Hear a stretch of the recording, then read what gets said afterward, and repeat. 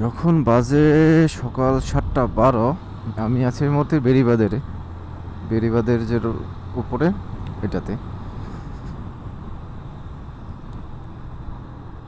আমি এই রোডটার নাম দিয়েছি হচ্ছে ট্রেনিং সেন্টার। ট্রেনিং সেন্টার কেন দিয়েছি একটু পরে বলতেছি। আপনি যখন এই রোডে যাবেন, আপনার ট্রেনিং সেন্টার থেকে যতটুকু শিখবেন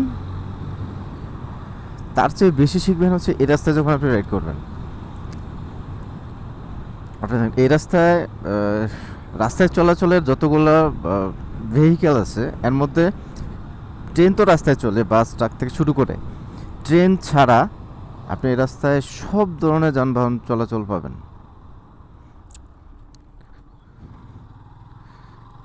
আপনি অটোরিকশা, বাস, সিএনজি, ট্রাক, কাভার্ড ভ্যান থেকে শুরু করে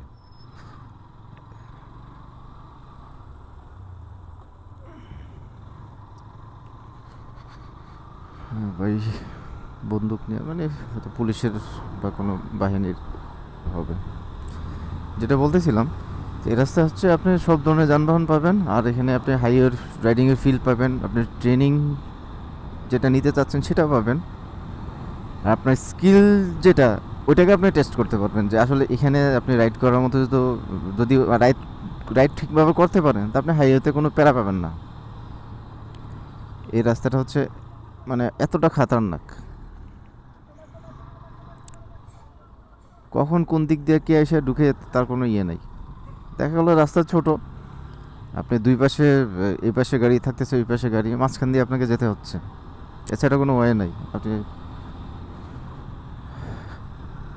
এই কারণে বললাম যে বেরিবাদের যে রাস্তাটা এটা আমার কাছে ট্রেনিং সেন্টার মনে হয়।